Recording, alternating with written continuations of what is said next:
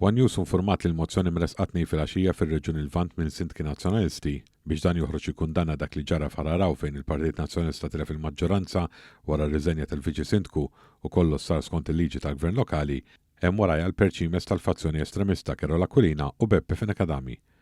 Ir-rappreżentanti tal-Partit Nazzjonalista fir-Reġjun il-Lvant li inkorpora fih il-Kunsill ta' Ħararaw ħadu azzjoni biex iħarbtu l-ħidma l-ġid tar-residenti u dan bl-istess tattiċi ta' supervja u arroganza li hu sinonimu għalihom fil-Parlament Kerola Aquilina kull meta ma taddix tagħhom.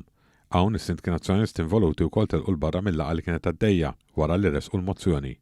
Is-Sindku tal-Iklin Dorian Xibirras ta' Ħallija Anthony Dalli ta' Swieq Noel Muscat tal-Imsida Charles Selvaggi ta' San Ġiljan Guido Dalli u ta' Tassima John Pillow flimkien mal-Kunsillier ta' Birkirkara Luke Vella ġew imbuttati mill-Partit Nazzjonalista biex jaġixxu b'dan il-mod.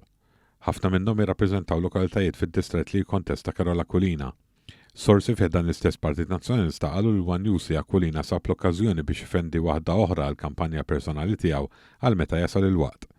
L-istess sejjun ta' informazzjoni qalu lil One News li f'din il-manuvra tipika nazzjonalista fejn jekk ma jelabux jaħassru hemm ukoll Beppe Fenekadami li joqgħod f'Ħararaw u li ħada bi kbira ħafna li ġiet sfiduċjata Helen Gawci biex issa hemm Sindku Laburista Marija Meli. Dan seħ wara li l-Viċi Sindku Francesca Tart irreżenjat mill-Partit Nazzjonalista minħabba taħwit flagranti u abbużiv mit-tmexxija ta' Helen Gawci kif kompla jiżvela One News fl-aħħar jiem.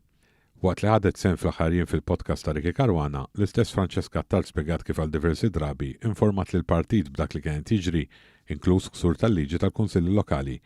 Minkejja dan iddikjarat li ġiet injorata u miċħuda internament mill-ogħla uffiċjali tal-partit, inkluż is-Segretarju Ġenerali ġdid Charles Bonello. Għal daqsant ma kienx fadli l-alternattiva li flit irriżenja mill-partit.